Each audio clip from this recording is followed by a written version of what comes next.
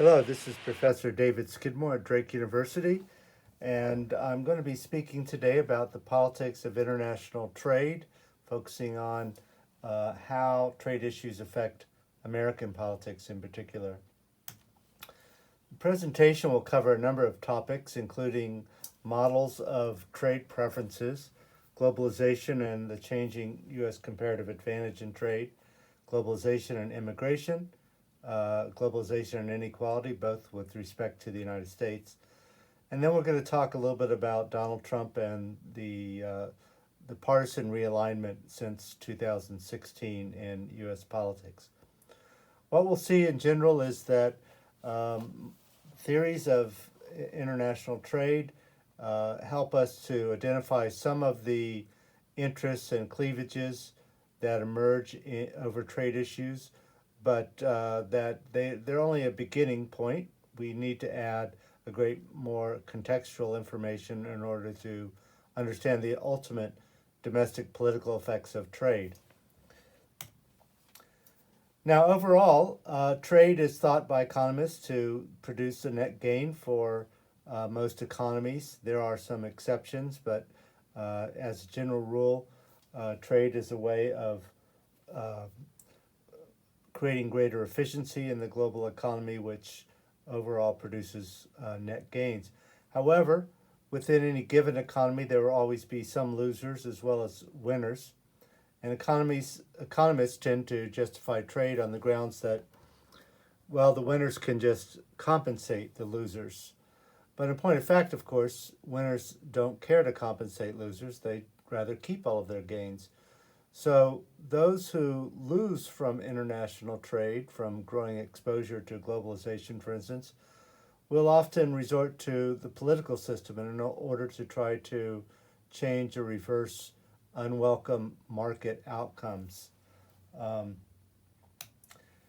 Now, the basic concept we have to begin with is that of comparative advantage. Economists tell us that countries can maximize the overall benefits from international trade by specialization. They produce and export those goods and services where their relative efficiency is greatest, while importing those goods and services where other countries are relatively more efficient. Now, comparative advantage depends upon each country's relative scarcity and abundance of land, labor, and capital, the three main inputs to production, or what we call factors of production. In more complex models, there are others such as technology, but we'll stick with these three for now.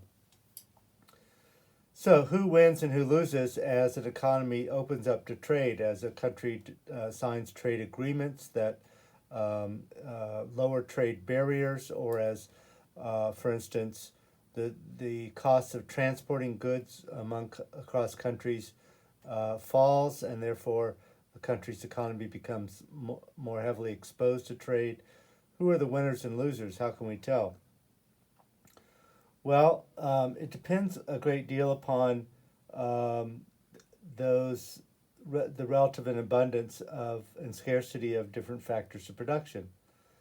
So owners and users of abundant factors will win from greater openness to trade, because as countries open to trade, they will tend to do better in those producing those goods and services for which they have a comparative advantage.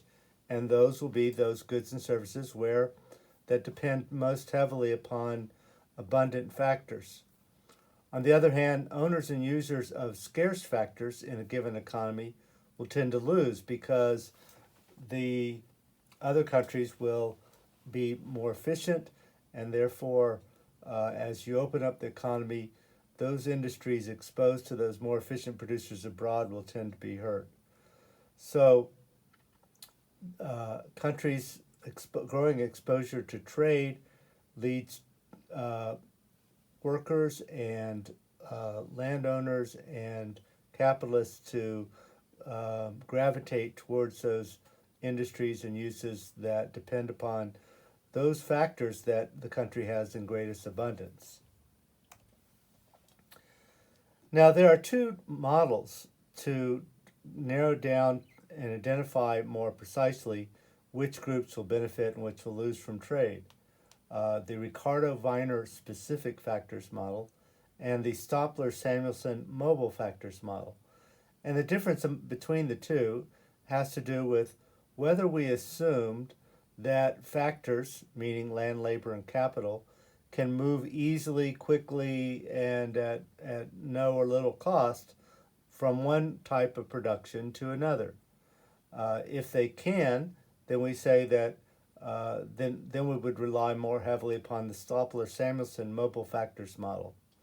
On the other hand, if we assume that land, labor, and capital are kind of stuck in their present uses, that let's say a car factory can produce automobiles but can't be used to produce semiconductors. Well, in that case, you have what we call factor immobility. You have workers who are mistrained for the emerging job market. You have capital that is misallocated to goods and services that are no longer in great demand, and therefore capital and labor can't easily move from one industry to another. Now, we can look at how the growing exposure to trade works in the case of the Ricardo-Viner factor specificity model. So in that case, where factors of production, land, labor, and capital are kind of stuck in their present uses, then what happens is as you lower tariff barriers, then those workers and capitalists in export industries, those industries in which a country is most competitive because they have relatively abundant factors, the exports depend on relatively abundant factors. In those cases, workers and capitalists together will benefit in the export industries, but those workers and capitalists that are in import industries that now are facing growing competition from imports, those industries, those workers and capitalists will both lose. So here, the division, the political fight, is between import industries, or import competing industries to be more precise, and export industries. And so it'll be a sectoral competition. Some kinds of industries, it might be, for instance, automobile industry versus high-tech digital industries. On the other hand, if factors of production can move easily and quickly across different industries and can adjust, therefore, to the growth of imports, then you get a very different pattern. Then you find that if, as in the case of the U.S., capital is abundant and labor is scarce, then you would find that growing exposure to trade benefits capital, whether they're in import or export industries, and it tends to hurt workers, again, whether they're in import or export industries. So here you get class conflict. So in the first case, the conflict politically is between one sector of the economy versus another sector of the economy. But in the case of mobile factors, then it's one class versus another class. Now, we haven't mentioned anything about landowners or agriculture. We can add that by, as Ronald Rogowski does, by inserting a land-labor ratio. So basically, what he's doing here is saying some countries have a lot of land relative to population, other countries have relatively little land relative to their working population. And so he depicts that here as a land-labor ratio, abundant land countries and abundant labor countries. And then we have, on the other axis, abundant capital and scarce capital.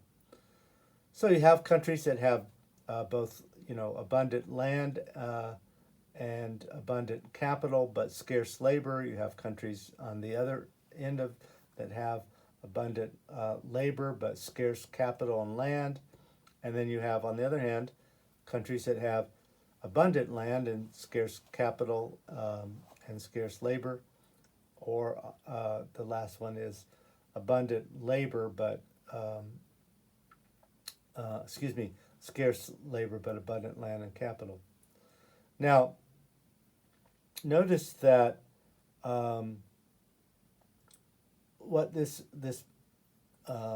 chart depicts is that you get different preferences on trade depending upon the relative abundance and scarcity of the factors of production, and that produces different coalitions.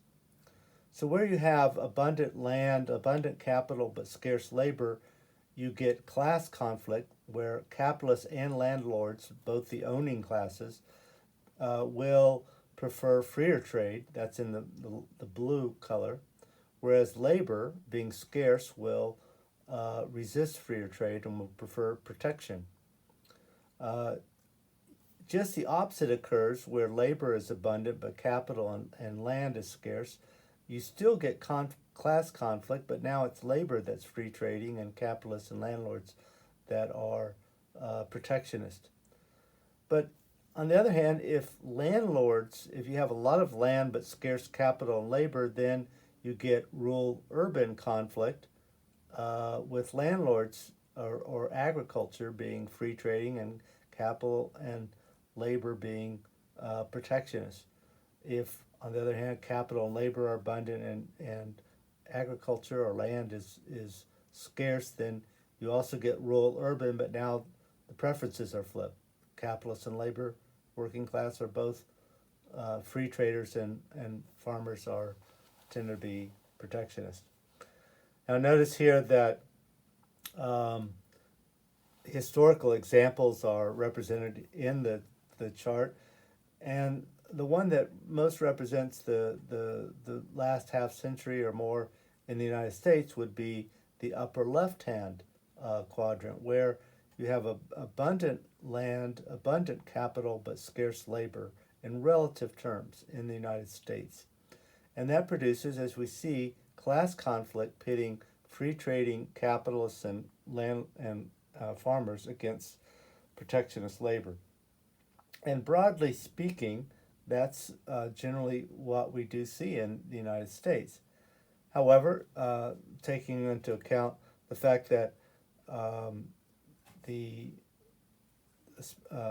that factors are not always mobile, we do find that there are some cases where capital and labor are both protectionist because capital is not able easily to move from an import competing industry to one that is expanding exports wise. So which model applies, the factor specificity model or the mobile factor model? Well, again, it depends on the degree of factor mobility, and studies have shown that for the economy as a whole, the degree of factory mobility may vary over time. It also varies from one industry to another. And also which model you apply depends on time period. So in the short run, workers might not be able easily to move from an industry hit by imports into one that is expanding exports.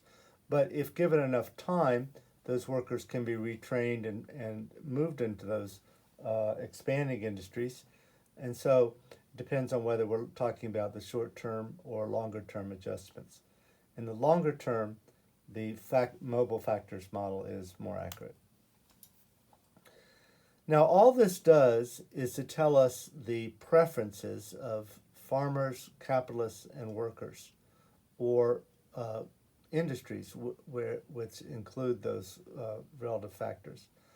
But it doesn't tell us the ultimate political outcomes in terms of trade policy or even other kinds of political outcomes. Why? Because institutions matter. So you have the preferences at the societal level, but those preferences then are filtered through a set of political institutions. For instance, at the broadest level, whether a country is authoritarian or whether it's democratic. That makes a difference. If it's democratic, then presumably the societal preferences have an easier time in making their interests known and are better represented than if a country's authoritarian. Even within democracies, however, a proportional representation system can produce very different outcomes than a geographic first past the post system like that of the U.S., where we have congressional districts that are represented by whoever gets 51%, and the other party gets zero representation for that district. So that can make a difference as well. The degree to which the trade policy is in the hands of the legislature versus the executive. In the 1930s, for most of American history, the Congress controlled trade policy, and of course the Constitution vests power over trade policy in the Congress. But Congress realized in the midst of the Great Depression that it couldn't trust itself with trade policy, that the influence of protectionist interests were simply too strong to resist, and therefore the Congress actually delegated some of its trade powers to the executive branch. And then even within the executive branch, trade policy rules and authority have varied depending on, for instance, whether the Treasury Department or the Commerce Department has more influence over trade at a given point in time. So, and then finally, the number of veto players in the United States, for instance, there are checks and balances between the different branches: executive, legislative, judicial. There are independence, legal independence given to certain agencies. So even the president has little control, for instance, over the Federal Reserve. And so there are many different players that are in a position to veto policy, and that makes it more difficult to adopt a coherent approach to trade or even other issues. So what I'd like to do is take a broad look at how U.S.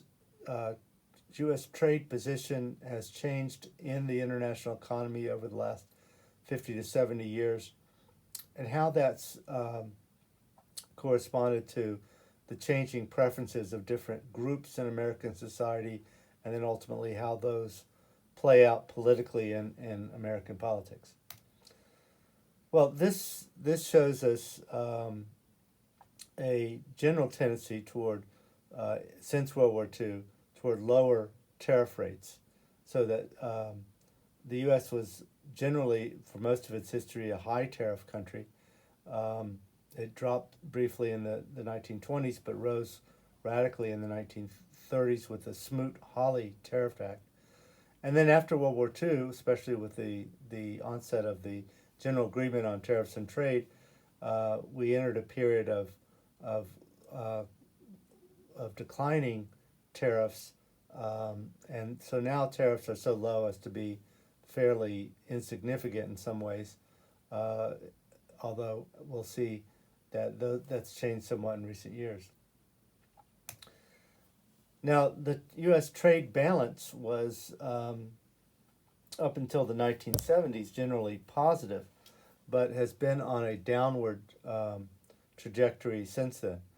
You can see the green line in our trade and services. The United States generally runs a positive trade and services, so the deficit is mostly accounted for by the goods balance or manufactured products. You can see here that in terms of manufacturing, the United States runs a large deficit with the rest of the world as represented by percentage of GDP. This is a good illustration of how our manufacturing position has changed over time.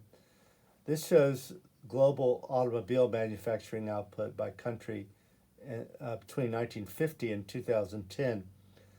The bottom is the blue area represents U.S. output. Now notice that in 1950, the United States accounted for the vast majority of the automobiles produced in the world. And in absolute terms, we still produce around the same a little over 10,000 automobiles a year. But notice that the output in the rest of the world has dramatically increased. Look at the very top in the last decade, or the first decade of the 20th century, Chinese output grew tremendously. But every other country has grown much faster than the U.S. So we still produce about the same number of cars as we always did. It's just that the car overall manufacturing output in the auto sector globally has grown enormously, and almost all of that growth has taken place outside of U.S. borders. So, as a percentage of the global output, the U.S. is now a not terribly significant player. This shows U.S. manufacturing jobs, and you'll notice that from about 1980 until 2000, there was fluctuation, but the overall number of jobs in the manufacturing sector was fairly steady. Some decline, but not anything dramatic. But then look what happens around 2000, 2001. You get a big drop over the coming decade, and a very slow recovery after the Great Recession. Now, what is it that happened around that time? It was China joining the World Trade Organization. So with that, manufacturers became confident that China's access to the global market was secure, that before then the United States every year had to approve most favored nation status to allow Chinese goods in at competitive tariff rates. So once that it was certain that China, through the WTO, would have competitive access to the global economy, and it wouldn't be easily reversed with the political winds, then manufacturers doubled down on moving production to China and outside of the U.S. So there have been, since 2000, about a loss of about 6 million manufacturing jobs in the United States. About half of those are probably due to international trade, and probably 2.5 million of those due to shifting jobs to China. The rest of the decline is more due to growing productivity levels and efficiencies. In other words, produced by technological change. Now, we can see the effects of this this shifting of manufacturing jobs from the United States and other Western countries as well into the developing world, China in particular, but also pretty much all of East Asia and certain other areas as well. This is a diagram that shows the world's population ranked according to income. And so along the bottom there, it shows from the very poorest at 0 up to the very richest person in the world at 100. And then on the right-hand axis, it shows the increase in real income at each level between 1988 and 2008. So starting in 1988, how much did those at the 10% level fare over the coming decade, or at the 40% or the 70%? And what you see is that the big gains were those in the middle of the distribution. Those at the very bottom, that would be like Africa and the poorest countries in the world, they saw gains using the light blue figure, which is probably a more accurate representation. But those at the sort of the middle income countries, that includes China and Asia, those rose the fastest. And then you had big income gains at the very top. The richest people also their incomes grew rapidly. Those in the 80 to 90 percentile range, those who were already rich, to at well off, not rich, but well off, in 1988, their incomes, depending on which of these two measures you look at, either grew not at all or grew at a slower pace than did those in the middle or those at the top. Um, Again, these are two different ways of trying to measure the same thing. Um, but either way, it shows that basically the income of the Western working class grew more slowly than the wealthy in their own societies and the middle income countries, which to which most of the manufacturing moved. Now, at the same time that we were seeing manufacturing jobs fleeing from the United States or eliminated through technological change, those two big hits on jobs that had been quite well-paying jobs, that had been in many cases unionized jobs, that had provided job security for people who did not have a college education, who came out of high school but developed a skill, a trade, or worked on assembly lines. At the same time that those trade and technological changes were hitting those sectors of the American economy and population, we also had an enormous increase in immigration levels. So you can see here that immigration immigrant population as a percentage of the U.S. population was really quite high at the beginning of the 20th century. It peaked at 14.7%, but then it dropped as nativist legislation put big restrictions on the immigrant levels, and so by 1970 it had dropped below 5%. Then there were liberalization of immigration rules that allowed freer flows of immigration, and so by 2017 the immigrant level as a percentage of the U.S. population had risen almost to the peak of around 1910. Now, this was not only due to increased legal immigration, but also to a rapid growth in the number of undocumented immigrants in the United States, those who entered the United States illegally. You can see that in the early 70s, the number of undocumented immigrants in the U.S. was very, very small.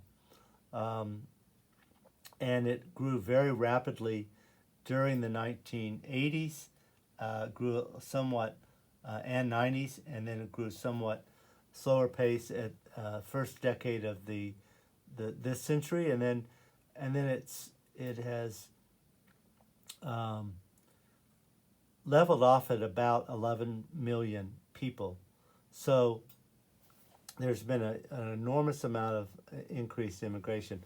What does that mean? It means that the number of unskilled immigrants in particular has grown, and the number of unskilled immigrants now are competing with native-born workers who also lack a college education for lower skilled jobs. Now, it's true that many of the immigrants work in areas such as meat packing industry, or they work as migrant workers in the vegetable fields in California, jobs that native-born workers generally do not find sufficiently attractive. Still, studies have shown some downward pressure on unskilled wages from immigration. You can see some of the effects if we look at the growth of inequality which has been a product of a variety of changes, but they include trade, they include immigration, they also include some other factors which we'll get to. But look at the change in real average income since 1980. Well, if you have a college, an advanced degree like a master's or a law degree or a doctorate, both men and women had, in the purple bars here, both men and women experienced quite substantial increase in income over that since 1980. If you look at those who have a bachelor's degree, again, both men and women positive. In both cases, women doing better than men. Again, remembering that women start out way behind men in average wages. So this only means that they are catching up a bit, but still remain behind in absolute terms. If we look, though, at those who have a high school diploma or just some college without finishing a bachelor's degree, then women basically are very little increase, but men saw a major decline, 13% in their income. And those who have no high school diploma, the high school dropouts, women and especially men saw huge drops in their average wages.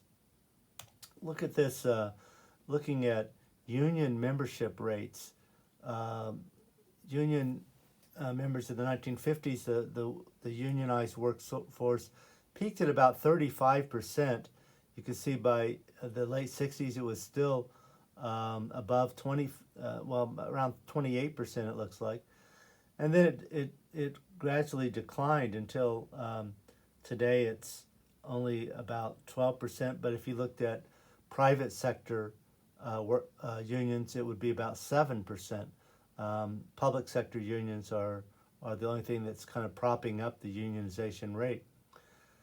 Now look at the middle class share of aggregate income, the amount of the income that goes to those in that middle between, say, 40 and 60%. Well, that's also declined as income is concentrated at the top. And notice the close correlation between the decline of unionization and the decline of middle class share of aggregate income. Very close relationship there. This is, I think, one of the most revealing charts. It shows that in the red, U.S. productivity levels, productivity per worker, output per worker, per labor hour, has continued to rise at a fairly steady rate since 1948 till 2014. But notice what happened with hourly compensation. It rose in tandem with productivity up until the 1970s. And then it just completely plateaued, whereas productivity rose, worker compensation did not rise. So the difference between productivity levels and compensation levels has become stark, and that difference has been captured by capital. The returns to capital have increased at the expense of the returns to labor. Now, we can see some interesting, well, let me move over here first to, this is another, shows the difference in pay between the chief executive officers of private sector companies and U.S. workers. So the average pay, CEO pay at large companies was only 42-1 over worker pay in 1980, but by around 2000, it had reached over 500-1. And today it's dropped back slightly, but still about 350-1. So the CEOs have been able to capture much greater increase in their incomes. Now, look at this partisan gap. We're going to talk a little in a moment about how these trends, which clearly show that the native-born working class in the United States has gotten hammered. It's gotten hammered by the movement of manufacturing jobs overseas. It's gotten hammered by its failure to capture the gains in productivity. It's gotten hammered by increased competition from low-skilled immigrants. It's gotten hammered by the decimation of the American labor unions. And so we've seen some changes in the party alignments and composition here. This shows that if you look at the bottom here, that Republicans and Democrats were not really different much on their attitudes towards immigration until recent years.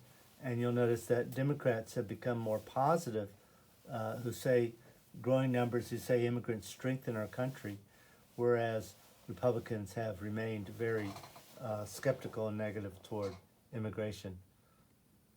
We'll come back to that in a moment. What about trade? Well, up until 2015, you had a traditional pattern where Democrats were more protectionist, Republicans more sympathetic toward freer trade. Here you find that a vote on trade promotion authority in favor was a vote for freer trade. In the Senate, the bill passed with, but had 31 no votes from Democrats, only 5 from Republicans.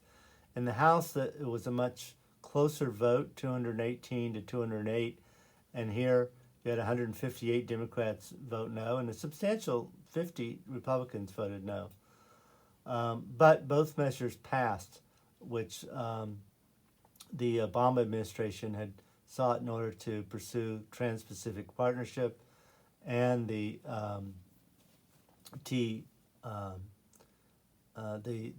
similar kinds of deal that he was pursuing with Europe.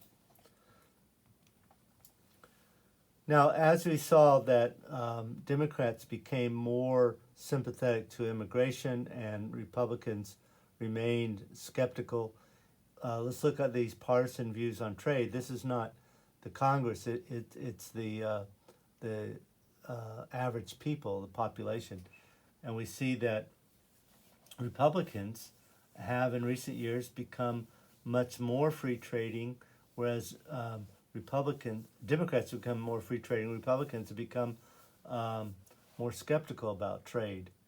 And so notice that prior to this, there wasn't a big gap between the two. Now, we can make sense of this by looking at this figure. Let's focus on the green line. And what this shows is the percentage of Democrats, percentage of university graduates who voted for the Democratic Party, minus the percentage of non-university graduates who voted Democratic. So anything above that black line means that more university graduates preferred the Democrats than non-university graduates. So you'll notice back in the 40s through the 60s, basically, more workers who did not have a college education preferred Democrats. Those who had a higher education tended to prefer Republicans. And then it kind of balanced out once you got into the 70s and 80s and 90s. But then since the beginning of the century, you notice that, and especially in recent years, that the Democratic Party became the party of the more highly educated, and those who had college degree preferred Democrats much more than did those without college degrees, the working class. So what's happened is that the Democratic Party which was traditionally more of a working class party, has become the party of urban professionals, the more educated and urban parts of the population. It's also the party of blacks who while they might be less educated than white urban professionals are attracted to the party because of its civil rights stands. And they're also the party of recent immigrants. However, Republicans have increasingly, whereas they had been the party of business and still include substantial small business owner support, they have become increasingly the party of rural white working class, rural and suburban white working class. And this is partly a consequence of Donald Trump. What we've seen in short is that globalization, in terms of both trade and immigration, has led to growing class conflict and class polarization as the business interests and those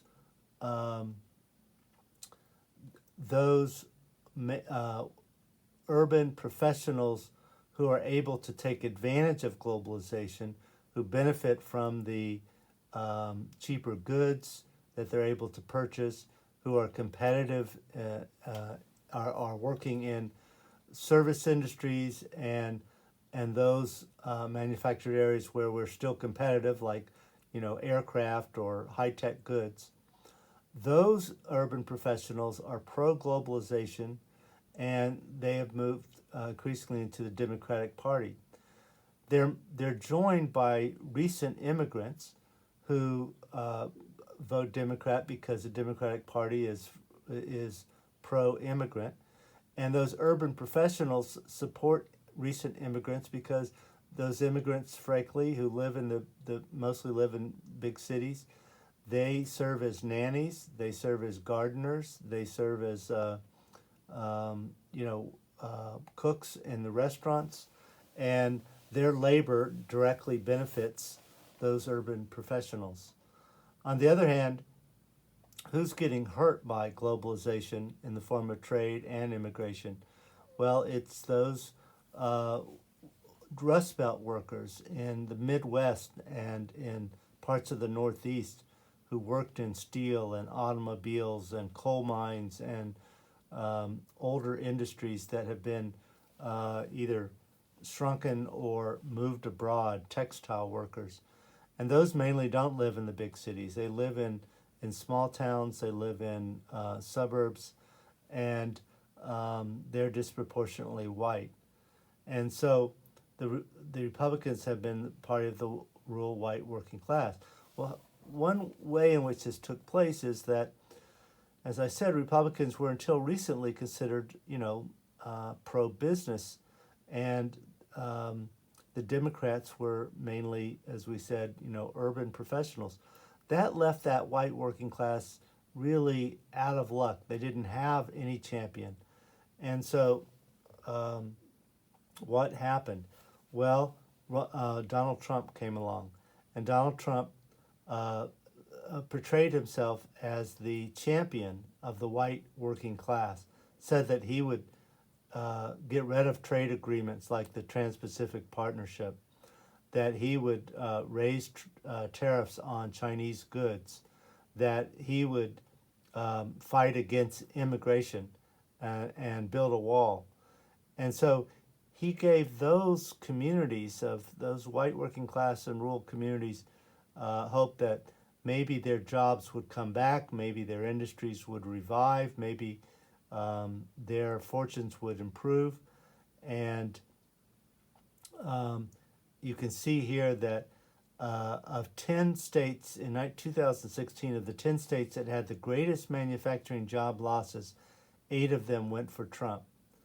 Majorities in Midwestern states, Pennsylvania, Wisconsin, Michigan, Iowa, Ohio, they were traditionally Democratic strongholds, but Trump was able to flip all 5 of them to the Republican side in 2016. And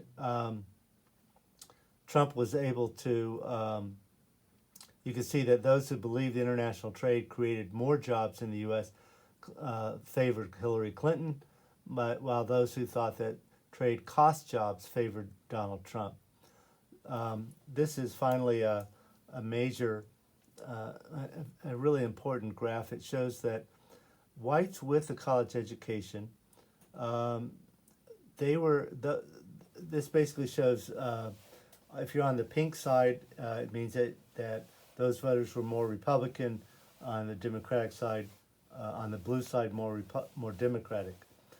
So you see here that whites with a college education in 2004, in 2008, 2012, 2016, they sort of swung back and forth. In 2016, they actually swung away from Republican, became less Republican, moved toward the Democratic side, although Republicans still had a slight majority. But look what happens to whites with no college degree. They start out in 2004, they're very Republican, become a little bit less so in 2008, 2012, go back to where they were in 2008. But then in 2016, look at that huge shift to the right, moving strongly Republican, basically 40 points in the Republican column. So what happened is you had a white working class, mostly located in rural areas, mostly located in the Midwest and the Rust Belt, that was getting hammered over decades by globalization, and that was left without a home as the Democratic Party moved to embrace urban professionals and recent immigrants plus African Americans and Latinos. And then that left that white working class up for grabs.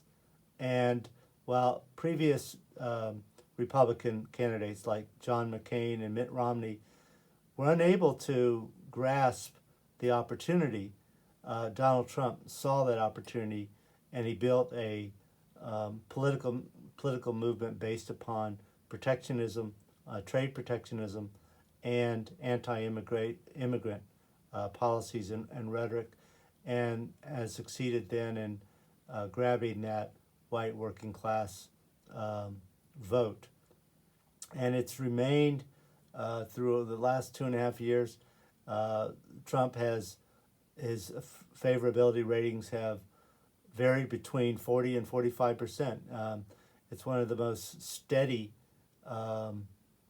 indicators that we've seen among presidents. They usually go up and down quite a lot, but he has a rock solid base that has not deserted him at all. Now, on the other side, there are Democrats, especially Bernie Sanders and to a degree Elizabeth Warren, but mostly Bernie Sanders, who have tried to revive the old unionized and working class base in the Democratic Party, and have represented another kind of working class populism that harks back to the New Deal and to European social democracy. And so Sanders is trying to compete for that same vote to take it away from Donald Trump. And he feels that he's fighting against, so basically you have populists on both sides who are fighting against the establishments, Republican and Democratic establishments, in response to changing comparative advantage and changing trade position and immigration positions of the U.S. economy. So we start out with some theories of trade that help us understand some of these changing preferences as globalization exposes more and more of the U.S. economy to competition abroad, as the comparative advantage changes and shifts over time away from manufacturing towards services in the U.S. economy, and how that produces political and partisan readjustments in U.S. politics, not only on trade policy but in other areas of American politics as well. Well, I hope this has been helpful, and I hope you'll follow some of these issues with a bit more information and insight over time. Thanks.